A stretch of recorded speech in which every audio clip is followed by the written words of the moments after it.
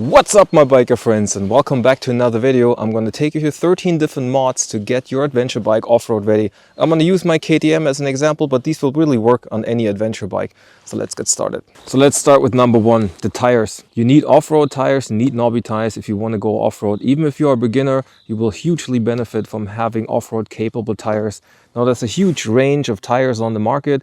I decided to go with the MITAS EO7 Plus tires. They're marketed as a 50-50 tire. They very much look like an off-road tire. They're still street legal. They give you some of the most aggressive off-road profile that you can get. So number two on the list is the kind of wheels you're using. Most adventure bikes that are off-road ready have spoked wheels. They have them for a reason, because they're more durable. Usually they use a steel rim. If that bends in the field, you can still bang it into place with the rock and you're ready to go. Cast alloy wheels, which are delivered with my bike, are not as good.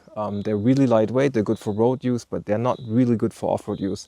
I was really torn between the decision, should I get a second set of wheels for my bike, because that actually is the most expensive mod that I have on my bike. It almost set me back €1,000 just to get the second set of wheels for my motorcycle. I decided to go for it because now I have two sets of wheels. One is for off-road use and the other one is for on-road use.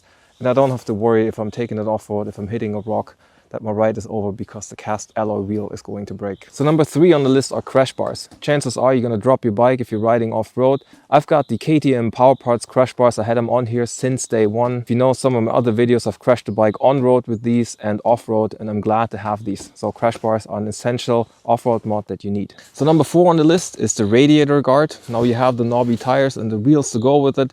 These knobby tires will spin and basically throw up rocks. If they hit the radiator and damage the radiator, your ride is basically over. So investing in the radiator guard is definitely a good idea. I got the one from KTM. It's a KTM Powerpart, costs you less than €100 and will keep your radiator safe. Number five is a bash plate to protect the underside of your engine. If you're hitting anything with the underside of the engine, you want to make sure it's protected, including the exhaust pipes that come out from the engine. These are expensive parts to fix.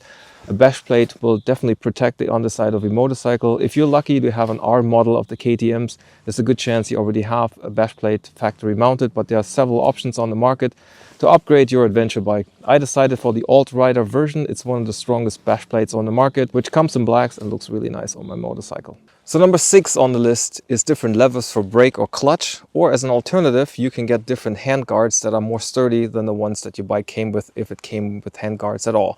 I decided to get different levers for clutch and brake.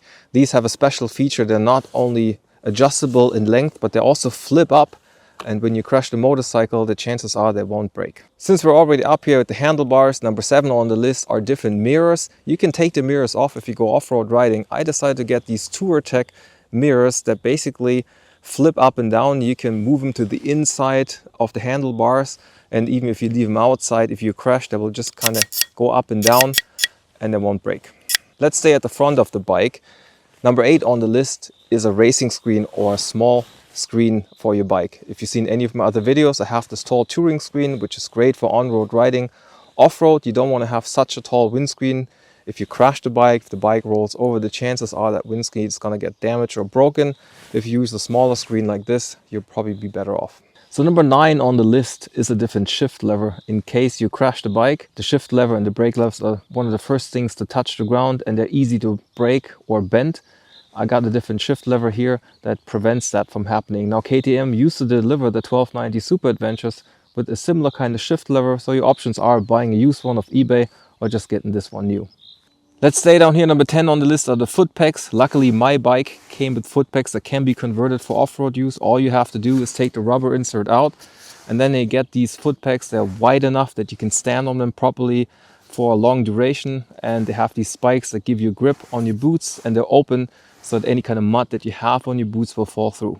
So number 11 on the list is an adapter to increase the footprint of your side stand. I'm parked on pretty soft ground here, so with the normal side stand, the bike would likely tip over. With a bigger footprint and the adapter you can get for it, pretty cheap, something around €30, you can park your bike on any ground. So number 12 on the list is setting your bike up for off-road riding. My bike, you can set the damping, the throttle control, the ABS and the traction control to off-road, and that changes how the bike behaves.